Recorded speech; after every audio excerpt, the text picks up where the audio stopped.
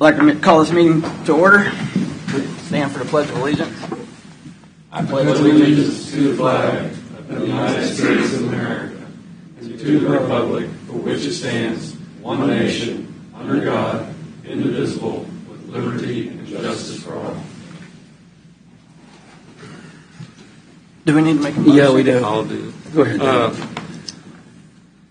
Yes, Mr. Chair, I move that we have Jeff Culbertson as the temporary chair today. Second. Voting. Aye. I think I go first. You go first this week. I think it's. Yeah, I did last week. Okay. Aye. And I vote aye. Aye. Oh, Commissioner KAAZ on the phone. Vicky, can you hear? I can hear. Okay. Did you vote for chairman? Okay. I'd like to start. We already started with Pledge of Allegiance, so please take a moment of silence.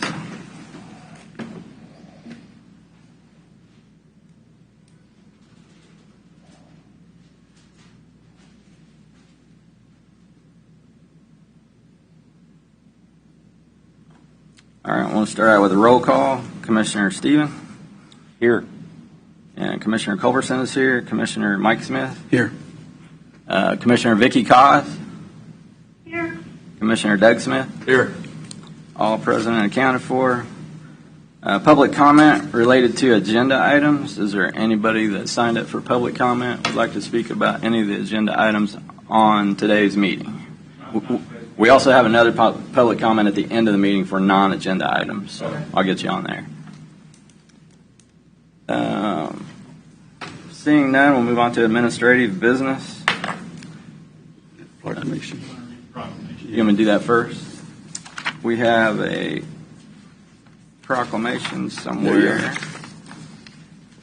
Yep, I got it.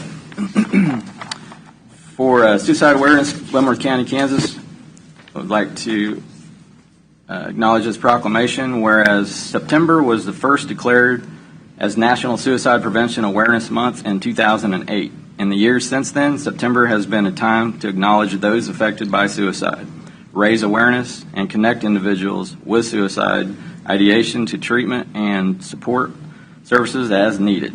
And, according to the CDC, each year, more than 41,000 individuals die by suicide, leaving behind family, friends, colleagues, and community members to navigate the traumatic impacts of their loss.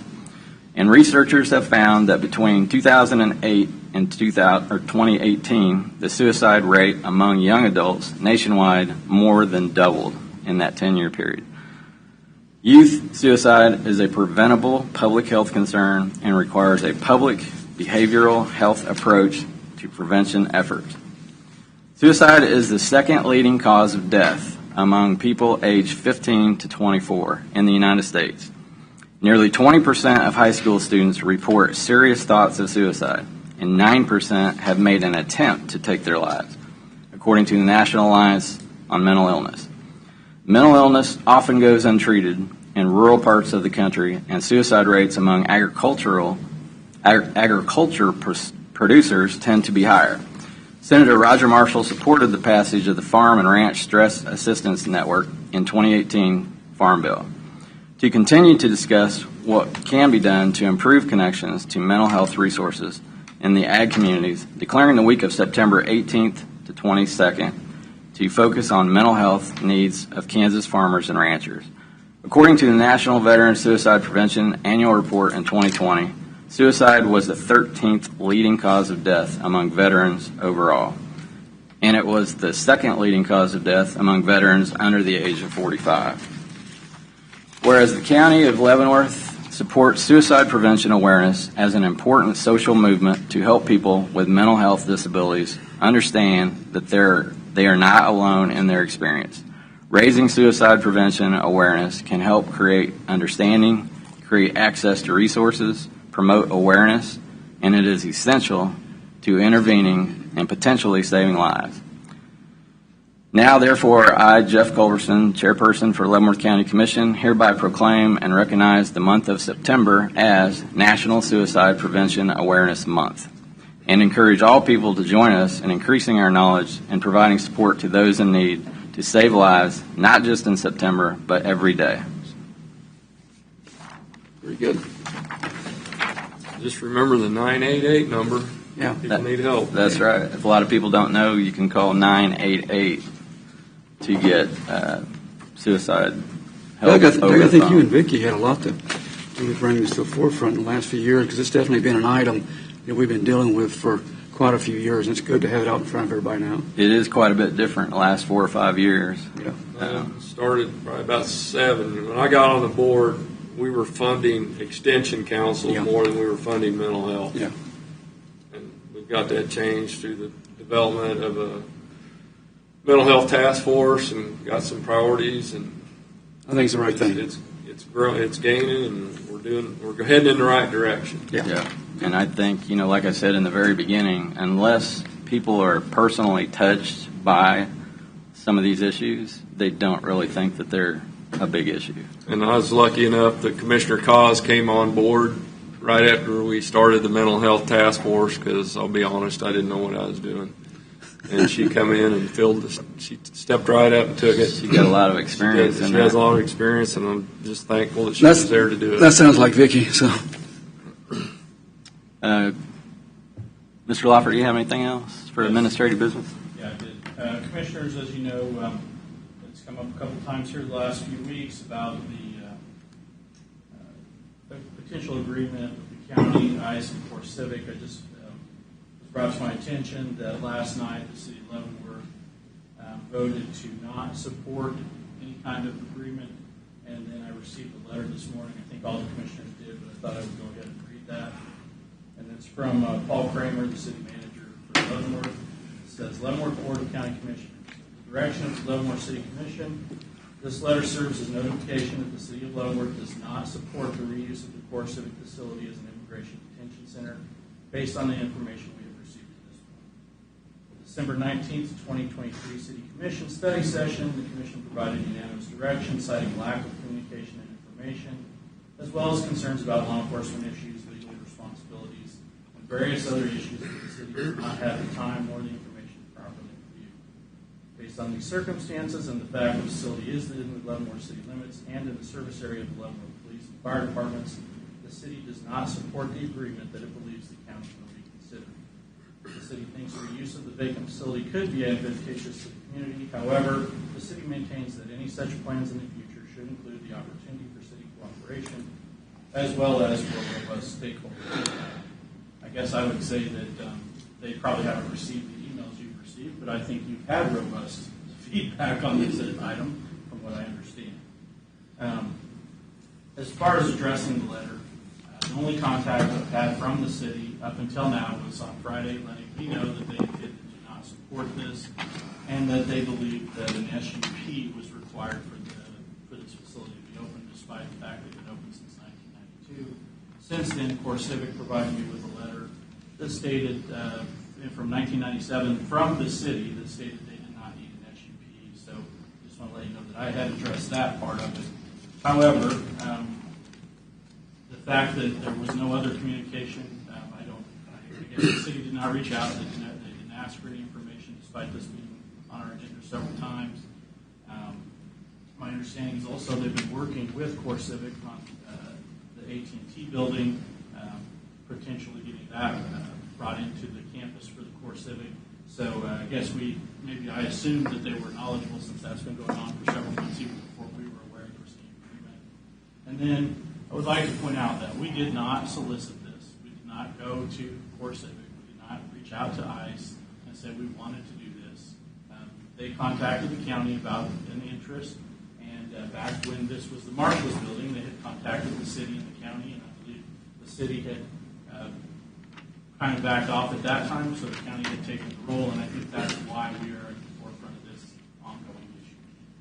That being said, I would think that any future activity, I guess I would encourage both the ICE and Core Civic to run it through the city, because clearly they're not going to support it if the county takes it. Chairperson, can I get it? Yes, Commissioner Smith. Yeah. After, first of all, I want to just say on this issue about Core Civic and ICE people.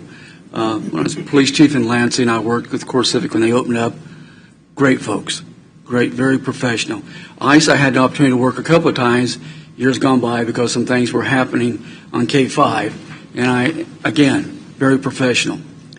But after reviewing documents, speaking directly to Corp and ICE, thanks for holding the meeting, gentlemen, the other day, and noticing that the city of Leavenworth last night voted not to support it, it's hard for me to do so. And I've received many phone calls. I've received many one-on-one. I've received many texts, emails, probably more on this subject than any of my 40 years in public service. And why I think the one reason people are a little concerned about this, which I am, is because of our open borders. So it plays bigger right now in the eyes of Americans in Leavenworth County. So I've come to the conclusion that Immigrate Holding Facility is not for Leavenworth County at this time. Therefore, Chairperson Culbertson, I make a motion that Leavenworth County immediately stop negotiations with Civic, Corps, ICE, for the purpose of serving as a party to an agreement, and also not to hold illegal immigrants or any immigrants for purpose at this time. Second. We have a motion and a second. So, discussion. Discussion. I just want to say that I know with the situation in our country of so many people being allowed to walk in and be flooding into our country, that there is a significant number of illegal activity that happens among that group of people, and then our society has to respond to try to get them back to their country of origin, or to try to at least in some way respond to that kind of behavior. So I understand there's a need for holding facilities. So what you folks do is not at issue. I think what is at issue to me is some of the devil's always in the details. And so I read a letter to my constituents. I just want to read a couple excerpts. Dear friend, thank you for reaching out to me on this issue. I'm opposed to the Leavenworth County becoming involved as a middleman in any contractual relationship with ICE, Immigration and Customs Enforcement. Sadly, in recent times, the federal government has not proven to be a reliable partner with local governments in the area of immigration. It was disappointing that ICE communicated to county officials that illegal immigrants would not be released in the metro area, but rather would be sent back to where they had initially been detained if ordered to be released. Then later, ICE officials changed their story and indicated that immigrants would be released locally, KC Metro, this despite a clause saying no release would occur within Leavenworth County unless a person was detained here. When two parties are making an agreement together, there must be trust. The federal government, under the leadership of the Biden administration, has lost trust with the American people on the immigration issue. I will vote no on Leavenworth County making a contract with ICE. Cordially yours, Mike STIEBEN, Leavenworth County Commissioner. And yesterday I spent like a couple hours on the phone with an immigration attorney, and he indicated his view of the people that would come to the facility here would be in three categories. Criminals from prison, people that had committed, that's criminals from prison. And then the second category is people who've committed crimes in the United States. And then the third category was asylum seekers. And this attorney indicated to me that the issue with Leavenworth County releasing folks in the county is with the third category of folks, the asylum seekers. Because even if you had a provision within the contract that stated that they could not be released by CoreCivic, a federal judge or ICE, in this attorney's view, could order that release, notwithstanding that contractual provision that said they wouldn't be released within our county. The issue wouldn't be against CoreCivic because they had, in good faith, made that provision. But when a judge ordered it, there wouldn't be anything Leavenworth County could do. So for those reasons, it's just, and also the haste of this. I don't think we had time to vet it properly. So That's why I'll be voting no, but in concept, obviously, when we're bringing millions of people in this country, this is what's going to happen. Look, one other thing, too, that Mike, that you forgot that. One thing that people I was talking with also made it very clear, you know, we're losing millions of dollars here. We're losing it for the county, we're losing it for the city, we're also losing it for the schools. Even after saying that, people were still very opposed to it. Well, you'd made a comment that some of them would be considered criminals. Well, if they're here illegally, wouldn't they be criminals already? Well, Term illegal? right, but I guess there's degrees of how, what type of a violent, like, obviously because you came into the United States illegal, you are an illegal alien, but if you are in the prison already somewhere across the country, and then they're going to send you back to your country of origin, this would be the holding facility to get you back. Okay. That costs money, too. It all costs So, money. If the government gives money to someone who doesn't work for it, someone who works for it doesn't get it. So That's right.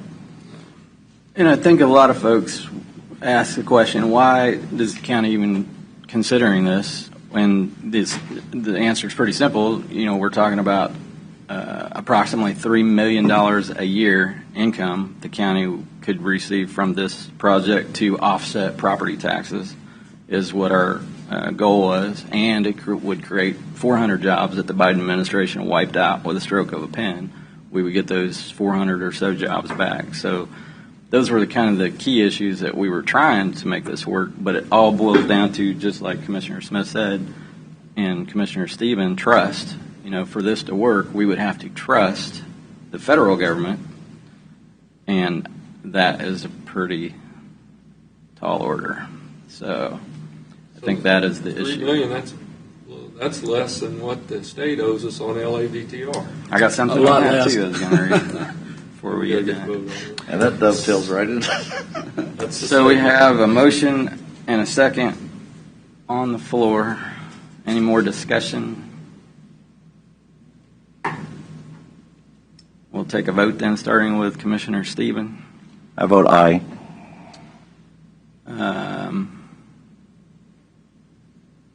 I vote aye. Commissioner KAAZ? Aye. Commissioner Mike Smith? Aye. Commissioner Doug Smith? Aye. Motion passes 5-0. Any other administrative business, Mr. Lothery or Mr. Van Paris? Do you have anything? Okay, I have something on LAVTR.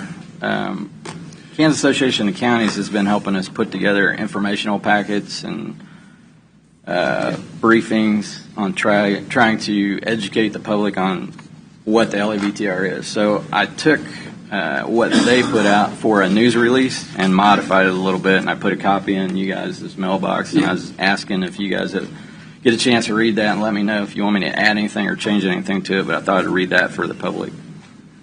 Local ad valorem tax reduction, or LAVTR. If only we had some way to lower property tax in Kansas.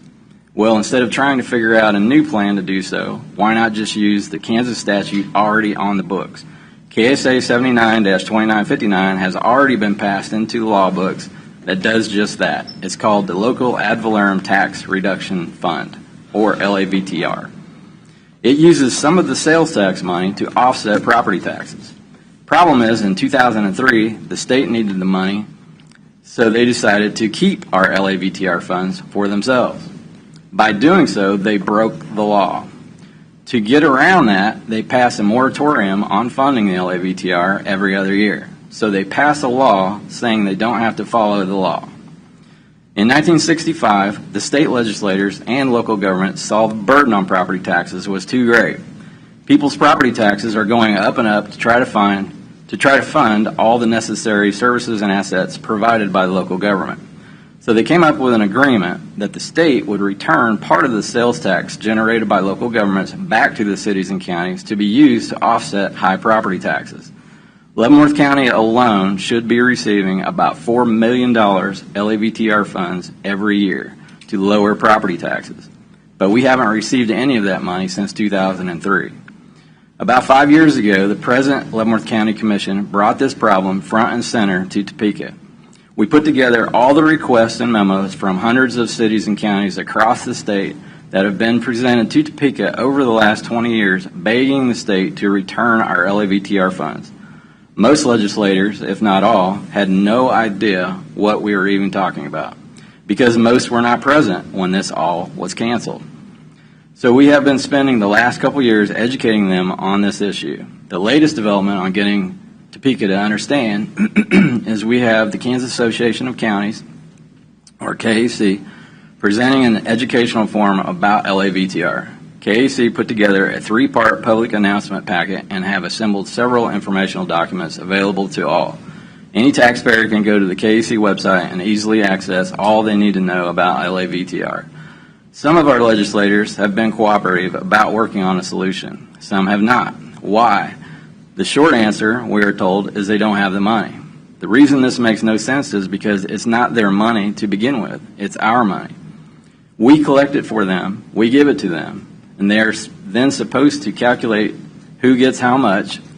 There's a formula, 65% based on population per district, 35% based on valuations, but they simply don't give it back to us. Your legislators work for you. This has to be fixed in Topeka, not locally by the city or the county. They need to hear from you that you want the LAVTR funds restored. Everyone that pays property taxes should be talking to their state representatives about this. This will not completely fix the high property tax problem in Kansas all by itself, but it will drastically help right now and provide some relief until the big problem can be worked out. The best thing about it is it's already the law. They just need to follow it. So if you guys... I got one thing. I called when Commissioner Steve and I were out giving our little presentation in Hayes last spring about exactly what you're talking about, Jeff.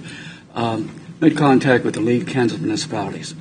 I would include that in there because that's the organization that serves the cities, just like this one you're reading to serves the county commission. So, and I know they've moved that up on their list as a priority. So they'll be also going to the legislators trying to get this back put in place. Besides that, I think it's a good letter. That equals 4 mil reduction in this county. Can you imagine if we had a 4 mil reduction? 4 whole mills. $4 million. What would that be called? Revenue neutral? That'd be called revenue neutral. Yeah, that would be. Even though the state's not revenue neutral. That's right. There's one up And they do have a 13%. surplus of money at this time. I checked last week. You're correct. $3 billion. 2.5 is my last number. It could be 3, but I was told 2.5. Yeah, I thought I would add that into that part where it talks about the reasons they're not giving it back. The state of Kansas budget went up 13%. So 13. Yeah. Anyway, That's just not for revenue note. It doesn't sound right. On the first paragraph, can I just suggest one little change? Yes, sir. When you say, by doing so they break the law, could we just strike by doing so they break the law Sure. and just put LAVTR funds for themselves, and then a period, and then put to get around, and then I put funding LAVTR, and then scratch that and put they pass a moratorium. So we're not accusing them. Yep. I like it. So to get around the law. Yeah. Yep. So I mean, That's it's churching it up. Yeah. I'll make that change. Which means, it's good, Jeff. I like that. Yeah, just let me know what else you guys want me to add. I and just change. their surplus is the only thing I would mention Yeah, I Yep. think it's a good point, I too. got that in there. because they don't have any plans for that. That'll work. Any more administrative business? Well, let me go back on one thing on that, if I could. Sure. One of the things I've been seeing a lot lately, too, is the leadership up in Topeka calls it a slush fund for us.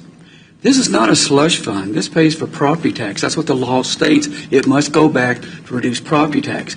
For them to think that they know how to spend our money better than we do when we're here with the citizens every day is just wrong.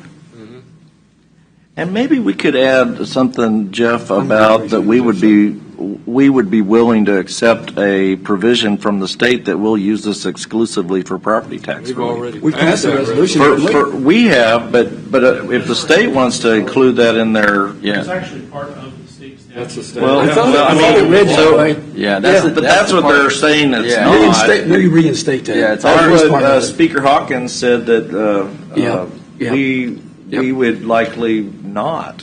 Well, but You know. you can't pick and choose what part of the statute you want to follow to be legal. Well, I guess you have they- to follow the whole statute. I guess they do, though. Well, and the two things, Good point. it's already in the statute that it has Right. to use relief property taxes, but Leavenworth County has already passed another resolution locally saying we will use it 100% to relieve property taxes.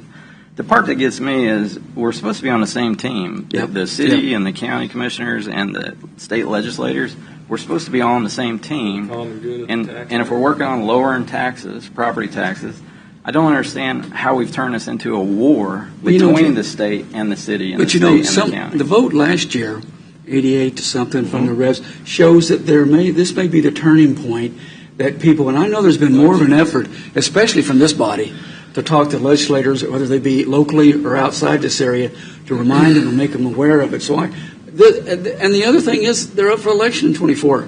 This would be the first question I'd ask Absolutely. on a forum, is And do you support? And I want to make sure, this letter I put together isn't making it sound like we're blaming the state legislators. My dad had a saying, I know it's not your fault, but Help it's your us. problem. Yeah. And all we're doing is asking for help because this is a problem that only they can fix, and we're asking for help to get this fixed. We're not Yeah. trying to blame No, anybody. they didn't cause this problem. No, they weren't even here They when this inherited happened. it just like That's right. we did. But That's of course, right. So- we worked through it. so I all keep- three of us here worked through One this. form or another, yeah. And I keep getting, well, you're just pointing fingers. You're all pointing fingers. It's like, I understand it looks like we're pointing fingers because we're asking for their help. Yeah, just asking for help, that's all we're doing. And That's all. They're not. The state's not saying we're keeping that money so the state can remain revenue neutral. So Commissioners, during the budget process, we talked at length about some of the unfunded mandates that come down from Topeka and how that impacts us locally as taxpayers, and that really the local ad valorem tax relief funds don't even offset what they've mandated but it helps and it helps reduce it. So yesterday I was on a video call or video conference about KAAZ, and they talked about the funding on KAAZ. And it's something that I totally missed when we were discussing during the budget, and that is that for 25 years, the state did not fully fund their responsibility into KAAZ for basically state employees and school teachers, because that's their side. The counties, on the other hand, have had to fund our portion, and they increased our contribution to make sure we were. So that's just another scenario where we are assisting in bailing out poor decisions and lack of fully funding, even though they had an actuary study that said they weren't. They didn't follow it until this year. This year they finally started to fund it at the level. Mark, you're a young pup, so I don't know if you remember. One of the things that really bothered me was years ago, they took KAAZ funding, invested it, and we lost. We lost big time. They shouldn't be touching that. It's like Social Security. Don't touch it. Well, then you'll be glad to know there's $532 million of KAAZ money invested in China. Mm. And we can get it out if we give them $19 million. It's probably the money ahead to pay the $19 million and get the money Take back money out and of run. China. Yeah. And you'll be glad to know that they did touch Social Security. So when we were going through the budget process, I got some information from Mr. Lothry about individual budgets with state unfunded state mandates, and near as I could figure, about 30% of the county budget is state unfunded mandates. And I didn't even include what he just talked about with The additional KAAZ. yeah. Yeah, 'cause That it was was 4% for years. And I'm sure there's other things that I didn't think about were actually got the state unfunded mandates, business. but just what I could think of was about 30% of our county budget is state unfunded mandates. And for people who know what unfunded, if you're just first time, because a lot of us involves all the time, this is something that's pushed down to the county or city level with no money to assist with the law or the act that they make us pay for. So we have to find the funds, whether it be a city or county, in our budget. The state says this is a law, the county has to do it, but we're not going to pay It's for law. it. You have to charge your local taxpayers to pay for it. You remember the business machinery tax? Oh, yeah, I remember that. The state was going to fund that for 10 years to get the counties to transition into getting. Did they do that, Doug? They did it for 6 months. Didn't even make a full year. I was city administrator in Lansing. I remember it well. Okay, just in case you forgot. That's in me deep. I do know that in like some of these task force meetings, we've had some of the legislators in, and when this issue of unfunded mandates comes up, I've seen some. Yep. Really? Yep. Really? You have one of those? Yep. So I think maybe that behooves us to We write need to another get letter the- and get a show them what the accurate unfunded list. mandates are. What Yeah. years, and that they're talking about county budgets increasing over them years. Well, it's because that's when that stuff kicked in. We had to pay for it. Missouri Yeah. passed the Hancock Amendment, which doesn't allow state Unfunded unfunded mandates. mandates Yeah, I know. because they know it's unfair to the local taxpayer. But we also, all the commissioners have not put all our eggs in just the LAVTR basket. We're also supporting the cap. We're also supporting other changes, and we've been very tight on the budget. We got this budget down to 7.7% or something. I mean, we're doing everything we can, but we need some help from the state legislature. Bottom line, we're just asking for help. Yep. Begging. Okay. Any more administrative business? Anybody? I'll accept a motion on the consent agenda next then. Make a motion, we approve the consent agenda. Second. Have a motion and a second. Voting, Commissioner Stephen? Aye. Commissioner KAAZ? I think that was an aye. I think that was an aye. I vote aye. Commissioner Aye. Mike Smith? Aye. Doug Smith? Consent agenda is adopted. There's nothing for the schedule for formal board actions this morning. I think we went over everything we needed to. So move on to Presentations. want to do discussion items. Let's do public comment first. Okay. And we'll do discussion items last. I have Ed Irvine on the list for public comment. I see Ed. Come on up, Ed. Morning, Ed. Just state your name and address. Commissioners in Leavenworth County, thank you very much, and I really appreciate getting a chance to come up and talk to you. My address is 13561 246th Street. And I just want to pick up on one of the things that was just said by Commissioner Stephen about, getting that, property taxes down and keeping the budget in check. And, there's one other thing that we can do, and the county has too many lawsuits right now. And these lawsuits are costing every taxpayer dearly, including everybody in this room. I know as commissioners you have a tough job to balance all the pros and cons of each different situation.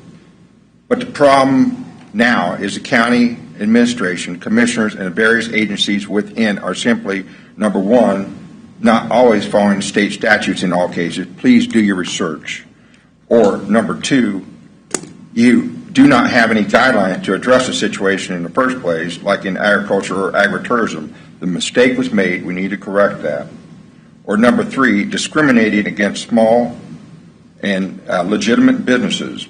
And if you are, the county's going to lose every lawsuit. You have to treat everybody equal. I've said this up here before. You have to treat everybody equal. When somebody comes into my winery, I can't discriminate. It doesn't matter what the color of the skin is, what their personalities are, what the ego is. Personalities, egos, they need to be on the sideline. But for example, if you've got 7 fence companies in a county and you only require a SUP out of one of them, then that's a problem. In all these scenarios and any other, the county should quickly sit down at the table with the other party and negotiate and mediate and settle the dispute. This approach is needed immediately to prevent any further wasteful spending $200, $300 an hour for attorneys. If we don't have small businesses in our county, we're not going to get any big businesses. Settling now or mediating with any of these lawsuits is going to save all of the taxpayers money. If you have any questions, I'd be more than glad to entertain them, but I would appreciate your consideration of these thoughts, and thank you very much. Appreciate it. Thank you. Thank you. Thanks for driving up. I also have Steve Vernon. Did you want to come up and say something, Steve? Morning. Morning, gentlemen. My name's Steve Vernon. First of all, I want to thank you guys for doing a very difficult job. Not a lot of reward for a lot of grief that you get. I live at 18500 206th Street in Tonganoxie. Two things I'd like to talk about real quick. Can the county commission do anything about odd-year elections? Learned way back in grade school that Ben Franklin said a penny earned, or penny saved is a penny earned. If there is a way to eliminate odd-numbered year elections, like school district elections that's happening in our area, and just consolidate those on even-year elections, extending time and service by 1 year, could the county and the city and the township save just a little bit of money? Second comment, the plat on Leavenworth County 25, 206th Street, off of Cantrell. I realize that's already been approved at some level, but I would ask you guys, please drive that route. Cantrell is a gravel road currently. It has approximately a 20-foot concrete pad off of it. In looking at the plat, there was no additional roads coming off of that particular development. And Cantrell is on the south side of an S-curve on a steep hilltop. And when you drive that, please note the crosses on the west side of the road. Thank you. Thank you. Thank you. I didn't have anybody else signed up for public comment.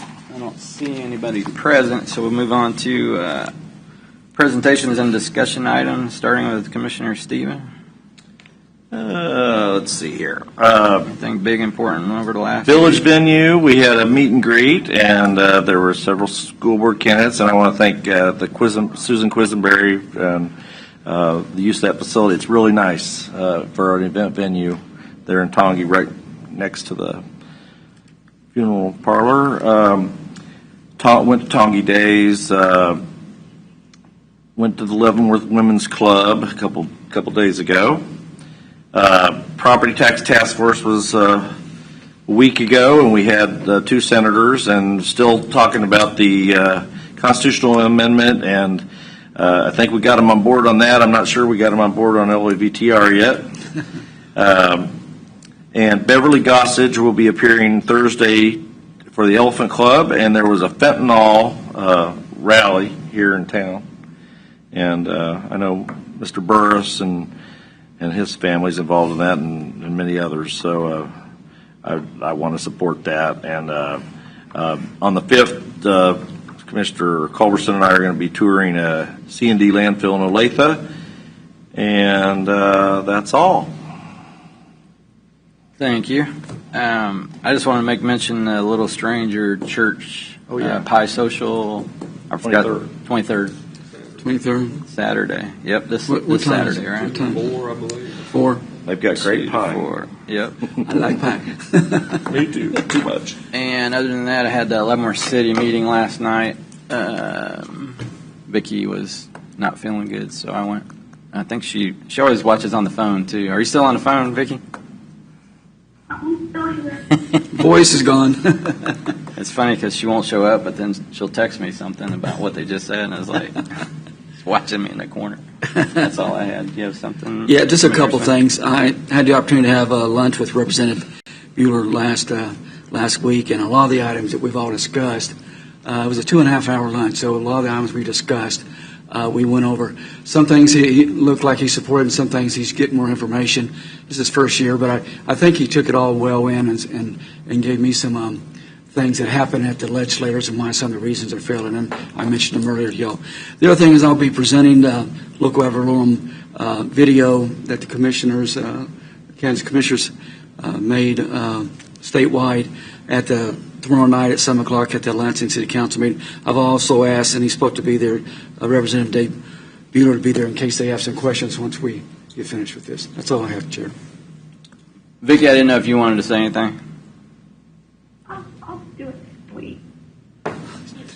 Okay, that's what I figured. I do have one other item. Okay, Commissioner Smith, do you have Just had city council meeting in Bayshore last Wednesday, and I attended the LCDC meeting at Bayshore High School last Thursday. Attended Senator Karen Tyson's presentation at the library on Saturday morning. It was pretty good.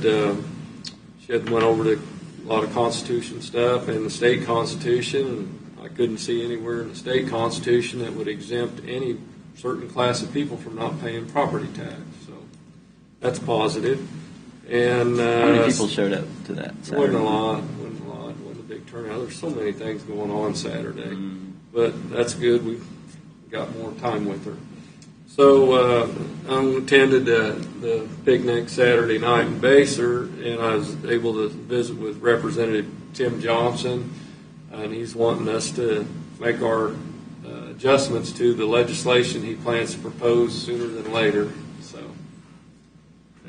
that's all I have. Okay, Mr. Lothar, you say you had something? Yeah, there's a grant. I guess there's a potential for a grant for one of our local communities. Bill's been working with me, so I just had Bill come up and talk about that a little bit. Well, as we discussed last week, we had the opportunity to apply for the cost share grant this week. Currently, we do not have an agreement in place with the city of Tonganoxie, which we did discuss earlier. And so we do have a agreement in place with the city of Lansing for the replacement of a bridge structure that has been downgraded over the years to a lower classification. I believe they have applied for the off-system bridge grant for that structure on multiple occasions. But this is an opportunity for us to partner with them as the secondary applicant, with them being the primary applicant within that agreement, the structure that's already in place, and apply for that funding if the board wishes to do so. Absolutely. Is that D18 or something like Yeah, It's the one, yeah. It's Delaware. It's the agreement that we have in place that said that we DeSoto. would any cost share that we would share. that? One of the so. D18. Yeah. The little rock. Yeah, and Large it's rock it's antique. It's been a problem for years. Yeah. Luckily, the county passed it off to the city. So, Here, I sit back up here. well, no, we need to Yeah. shove some money Lansing's way. Thank you. You know, if we're going to try to spread it around the county instead of in one spot. I agree. So, We'll apply for that if the board agrees, and if I think it'd be good if we showed a letter of support as part of that application, and if the board is all right with it, we'll have Mr. Lawfrey sign that on behalf of the Board of County Commissioners.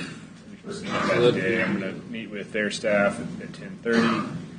The application is due tomorrow, so we've got a pretty short turnaround, but try to get that application in and see if we can't get part of this project funded. Jeff, you okay with that? Yeah, do we have a consensus from the board to Yeah. direct I that? just want to say something.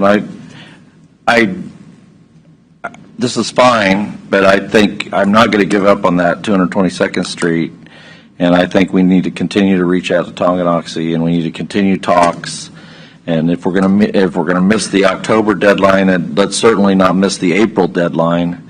And I'm more than happy to help coordinate those talks. But I think we can. This road is going to fall apart, and this is the largest industrial investment that private sources have placed in the county in all these years, and for it to be a deteriorating, falling apart road, I think does not speak well for the county or for the city. Well, so I think we need to work together to make that happen. I don't disagree with that, but it's my understanding from the conversations we've had is we've reached out to the folks, and it seems like on their end they're holding up. So I have no problem with going out in April, but I think at this time Lansing's asked for something they usually don't, and I would we have a consensus to do that. I didn't know about Ms. Cosfield as chairperson, but I know we have 3 people saying let's go forward.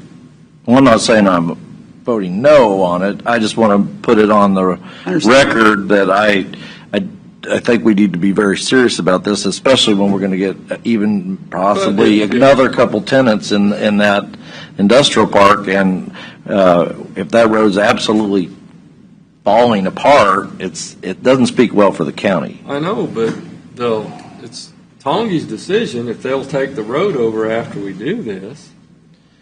Well, I agree that we should. I have talked to officials from Tonganoxie and told them this is a standard procedure that they always take the road over. I'm not certain that that's the only hang-up they have, but I think we should continue to reach out and talk to them.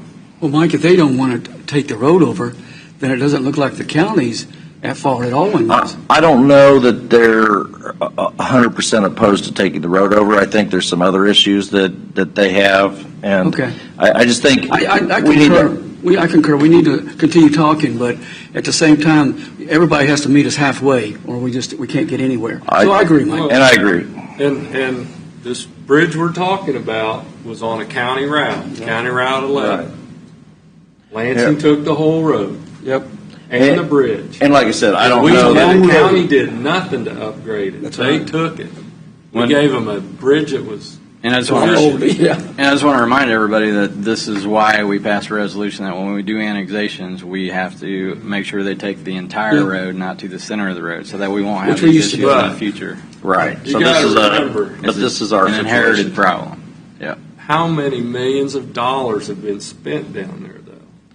But you're actually seeing some gain from it. I mean, we don't have an empty Indeed. industrial park like there in some parts of the county. We have empty industrial parks. We're filling it up in Tonganoxie, and this is a growing part of the county. 2006 was going to cut everybody's taxes by putting a turnpike interchange in. Well, and this is not saying no to And we Tonga. had to This is redo, just we had to redo County Road 1. And this is before we why got it's- one business in there. And this is why it's Well, important I to think have that's a MOUs and separate issue. agreements in place, because when the money shows up, they say, what do you have ready on the shelf? So can this go. is why it's important to have agreements 14, beforehand. I just want us to keep talking. Over Yep. $25 million spent down there. What do you think Lansing looked like we throw $25 million at it? So do I have a consensus on the board to direct staff to come up with a support I letter agree. for Lansing's project? I don't agree with you. Vicki, do you agree with that? Sure. Why not? Okay. Okay. Thank you, Bill. Thanks, All Bill. right, thank you. I think that's all we have then. Motion to adjourn. Second. So moved. Commissioner Stephen? Aye. Aye. Aye. Vicki? Aye. All right. Meeting adjourned.